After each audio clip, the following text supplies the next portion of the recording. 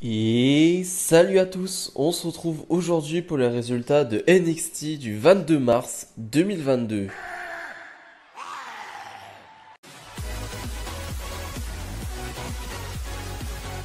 Et on commence le show avec un gros match qualificatif au ladder match masculin pour le titre nord-américain de Carmelo Hayes. On retrouve donc Roderick Strong qui a fait un petit tour du côté de NXT UK. Je crois qu'il y sera encore là pendant quelques semaines, je sais plus exactement. Et il fait face à Solo Sikoa. On a un match d'une dizaine de minutes sans pub.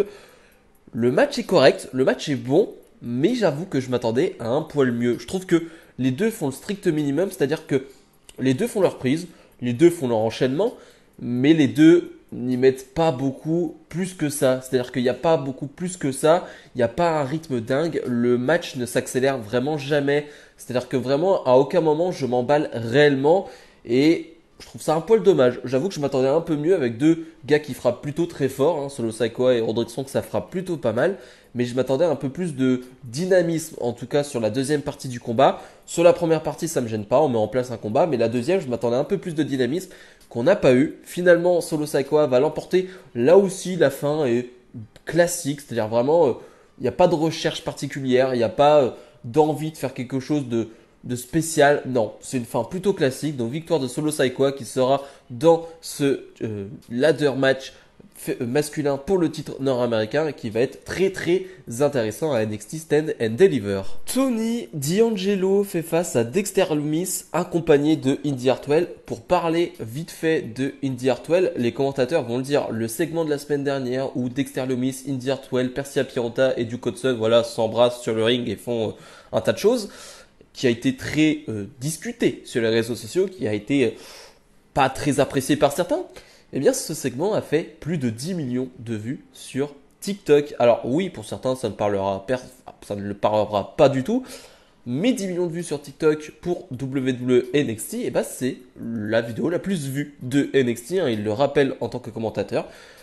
Voilà, petite information. Après, vous la prenez comme vous voulez. Mais en tout cas, dans ce que recherche WWE avec NXT, d'attirer un public jeune, c'est ce genre de choses qu'ils veulent, c'est ce genre de choses qu'ils veulent faire. Et si ça fonctionne, bah, c'est une victoire pour eux. En tout cas, pour eux, c'est vu comme une victoire. Bref, revenons à ce combat qui est... En fait, j'ai presque envie de dire la même chose que sur le premier combat. C'est-à-dire qu'on a un combat de... Sauf que là, on a des plus gros gabarits. Et disons que je ne m'attendais pas à un truc incroyable non plus. Mais le match est bon. Franchement, c'est 7-8 minutes de combat, mais le match est bon. Vraiment, vraiment c'est un bon match. Je trouve que Tony D'Angelo vraiment s'améliore sur le ring et j'ai vraiment hâte de voir son combat face à Ciampa, qui est lui un maître du ring. Mais je pense que ça peut être très intéressant de voir justement son évolution.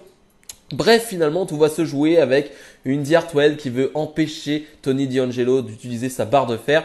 Mais ça va se retourner contre Dexter Lumis qui va prendre un coup de cette barre. Victoire de Tony D'Angelo qui va prendre le micro pour parler de Ciampa. Mais Ciampa va arriver, va lui porter son finish et va lui dire, voilà, nous on se retrouve à Dallas.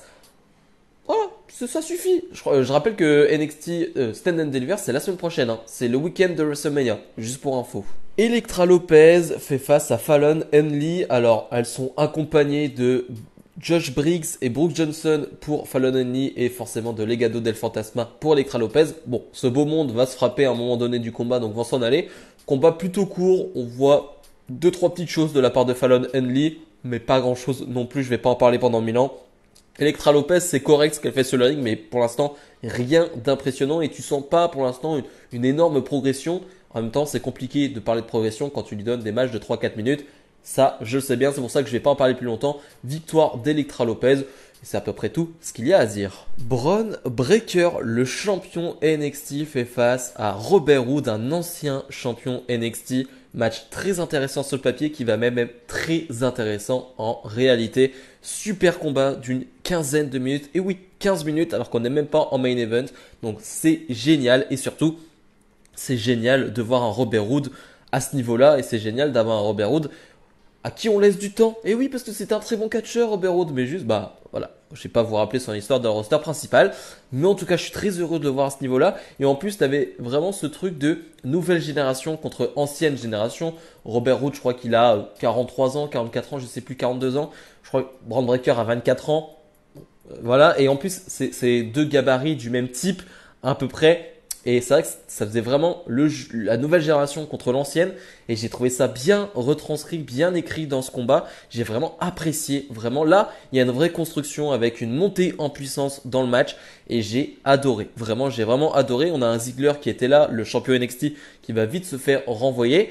Et finalement, après ça, on va avoir un vrai match. C'est-à-dire que c'est pas grave, Ziggler est pas là, mais Roode va quand même donner tout son plein potentiel, va tout donner et le match ne va pas s'arrêter tout de suite après. On a un vrai combat compétitif derrière et j'ai vraiment adoré. Brand Breakker va finalement remporter ce combat et c'est un vrai bon combat. Voilà, c'est une vraie grosse victoire pour Brand Breakker.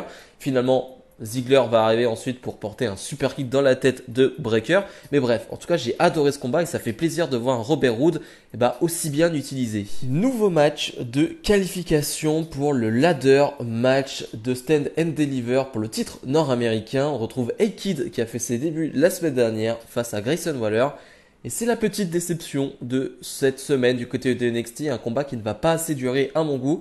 Ça va durer 3-4 minutes et c'est trop peu pour un match de qualification, surtout trop peu pour A-Kid que je découvre. Hein. J'avoue, je le découvre. C'est une pile électrique, c'est incroyable ce qu'il est capable de faire sur un ring. Et ça donne envie de voir des matchs de 10 minutes tout simplement de A-Kid.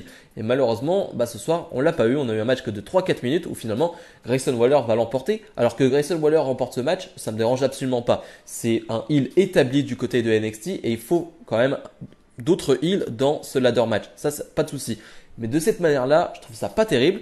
Mais par contre, chose intéressante après le match, Carmelo Hayes, le champion nord-américain, va arriver et va dire il ne manque plus qu'une place pour ce ladder match. Finalement, on va prendre tous les perdants, Roderick Strong, Cameron Wams et A-Kid. Il y aura un match la semaine prochaine et le gagnant intégrera ce match. Donc ça, c'est cool. Ça peut donner possiblement un très très gros match en espérant que cette fois-ci, il leur donne du temps. Les Grizzled Young Veterans font face aux Creed Brothers, un match qui va durer 5 minutes et c'était bien. Voilà, j'ai pas grand-chose d'autre à dire à part que les Creed Brothers deviennent assez over, assez apprécié du côté de NXT 2.0 par le public de NXT 2.0. Vraiment, ça devient une valeur sûre de ce public-là. Et là, ça devient très intéressant. Mais voilà, comme d'habitude, les Creed Brothers font vraiment un bon boulot. Et je vais pas dire qu'ils m'impressionnent toujours autant, parce que tu peux pas m'impressionner chaque semaine. Mais ça valide le fait que c'est une bonne équipe et ça valide le fait que je suis intrigué par ce qu'ils vont faire par la suite. Bref, ils vont remporter ce match. Et surtout, après le match, encore une vidéo de deux personnes. Alors pas cagoulés, mais voilà, on va pas voir leur visage, qui vont taguer, je crois, les vestiaires donc des Creed Brothers. On ne sait pas c'est qui. Alors moi, je mise complètement sur MSK, qui les ont attaqués depuis le début, que c'est eux qui ont fait ça, parce que je vois pas qui d'autre ça pourrait être. En fait, très clairement, je vois pas qui d'autre ça pourrait être. Alors, si vous avez des propositions, dites-le moi. Moi, je ne vois que MSK qui peut faire cela. Mais bref, en tout cas, ça m'intrigue là aussi de voir la suite. Et je pense qu'on aura la révélation assez rapidement. Gunther fait face à Duke Hudson. Quel combat! Alors, ça dure 4-5 minutes. Mais il y a tellement de choses à dire sur ce match. Déjà, je plains le torse de Duke Hudson qui va être rouge. Mais rouge! Oh, c'est impressionnant. Et oui, parce que, bon, on commence à connaître Gunther, Walter, bien évidemment. On commence à le connaître avec ses chops. Et là, il va en mettre deux. Il y a un chop qui va même choquer le public. Tu vas avoir des réactions du public derrière qui sont en mode oh putain, qu'est-ce qu'il a fait? Le bruit que ça a fait, c'était impressionnant, c'était presque effrayant. Et même Duke Hudson va combattre dans ce combat. C'est-à-dire que vraiment, il va pas se laisser faire, il va faire des choses intéressantes et va vraiment être bien. Donc c'est 4-5 minutes vraiment d'un bon match. Et Gunther va l'emporter avec sa powerbomb, mais c'était cool. Et surtout de voir Gunther avec ses chops là comme ça, c'était impressionnant. Finalement, après le match, Gunther, Walter, je fais que de me tromper, mais en tout cas, veut faire une promo, mais il va vite être interrompu par LA Knight, qui veut dire quelque chose, mais non.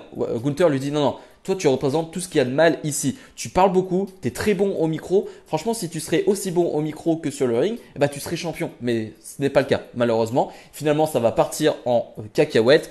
MSK va faire le save pour LA Knight, ça va pas trop ravir le public. Et finalement, on apprend qu'on aura Gunther face à LA Knight lors de NXT Stand and Deliver. Et ça, je suis très heureux. Alors, la construction est pas immense. Voilà, on est à une semaine du show. Mais je m'en fous, je veux voir Gunther dans un stade rempli, je veux voir Gunther dans un stade plein qui fait des chops et face à LA Knight qui va être en feu, ça va être incroyable. Vraiment, j'ai trop hâte. Le main event final du Dusty Rhodes Classic Tournament féminin, donc Dakota Kai et Wendy Choo face à Kay Lee Ray et Yoshirai. Super match d'une dizaine de minutes. Franchement, je me suis régalé. J'ai vraiment apprécié ce qu'ont fait les 4 superstars. Vraiment, parce que même Wendy Chou, qui, je pense, est peut-être celle qui a le moins d'expérience. C'est même pas je pense, c'est j'en suis sûr, c'est celle qui a le moins d'expérience. Bah, elle fait pas tâche du tout dans ce match. Elle est très bien mise en avant, surtout avec sa gimmick. Je pense à une prise à un moment donné, vraiment c'était vraiment très marrant où finalement Yoshirai veut porter son 619 mais elle va mettre son coussin entre la tête de Dakota Kai et les pieds de Yoshirai pour éviter ce 619. Voilà, c'est ce genre de petits trucs qui mettent sa gimmick en valeur, en avant et voilà pour montrer que sa gimmick ne sert pas à rien. Voilà, c'est ce genre de petits détails là, mais il n'y en a pas trop eu dans le match, ce qui fait que ça reste quand même un très bon match de catch. C'est vraiment un bon match de catch féminin avec une victoire finale de Yoshirai Kay Ray. Et là ensuite, on va partir sur quelque chose de bizarre. Vraiment, là, c'est un move assez bizarre de la part de NXT. Finalement, après le combat, Mandy Rose va arriver avec Toxic Attraction, donc les championnes, et Kay Ray va dire ah, tu sais quoi, depuis le début, nous, ce qu'on veut, c'est détruire Toxic Attraction. Et pour détruire un clan, bah, faut en tuer le cœur. Et le cœur du clan, c'est Mandy Rose, la championne NXT. Donc je propose qu'à NXT Stand and Deliver, au lieu d'avoir un 2 contre 2, donc nous, Kay Ray et Yoshirai, avoir un match pour le titre, pour les titres tag de NXT, c'est un peu compliqué. Et bah finalement, et bah pourquoi pas se mettre dans le match entre Cora Jade et Mandy Rose. Donc c'est finalement ce qu'on aura. Ça va se terminer en bagarre générale et Cora Jade va venir aider tout ça, tout ça. Et il y en a qui ont remarqué, c'est que Gigi Dolin, donc un membre de Toxic Attraction, évite un peu tous les coups dans cette bagarre et ça fait quelques semaines qu'on n'a pas vu Gigi Dolin en action. Certains supposent qu'elle est blessée, c'est peut-être pour cela aussi qu'on n'a pas de match à 2 contre 2, qu'on n'aura peut-être pas de match pour les titres par équipe à NXT Stand Deliver. Possiblement une blessure de Gigi Dolin, alors pour l'instant rien d'officiel, mais en tout cas c'est vrai que c'est bizarre. En tout cas si elle part comme ça du segment, si elle évite les coups, elle n'en prend pas vraiment, est-ce qu'elle est réellement blessée? Ça pourrait être compréhensible, ce qu'ils font. Mais d'un côté, je me dis quand même que c'est un peu tiré par les cheveux. Et surtout, quand tu es Cora Jade, tu te dis, moi j'avais un match en 1 contre 1, je me retrouve dans un match à 4. C'est quand même une galère. Et je me dis surtout aussi que il n'avait pas confiance sur un Mandy Rose Cora Jade. Et je peux le comprendre, Cora Jade est encore assez green. Mandy Rose, c'est pas la meilleure catcheuse du monde. Elle fait du bon boulot, mais c'est pas la meilleure catcheuse du monde. Est-ce que ça va vraiment emballer le public? Voilà, c'est aussi beaucoup de questions sans réellement de réponse pour le moment. Bref, bilan de ce NXT 2.0. À part cette finalité qui est un peu floue, un peu bizarre, pour être honnête, c'est un des premiers moments dans ce NXT 2.0 où je me dis, oula, qu'est-ce qu'ils font? Oula, c'est bizarre, mais comme je le dis, il y a peut-être des raisons très très valables, donc à voir. J'ai passé un bon moment, comme d'habitude, il y a vraiment du très bon catch. Pour ceux qui se plaignent de certains segments bizarres ou quoi que ce soit des dernières semaines, pour le coup là tu as quasiment 2 heures de catch pur, donc je vois pas comment tu peux te plaindre de ce show. Donc si je dois donner une note, on va être sur un bon 7,5, 8 sur 10. Bref, comme d'habitude, n'hésitez pas à mettre le petit pouce bleu, à vous abonner. Nous on se retrouve dans la semaine pour d'autres vidéos. Salut, salut!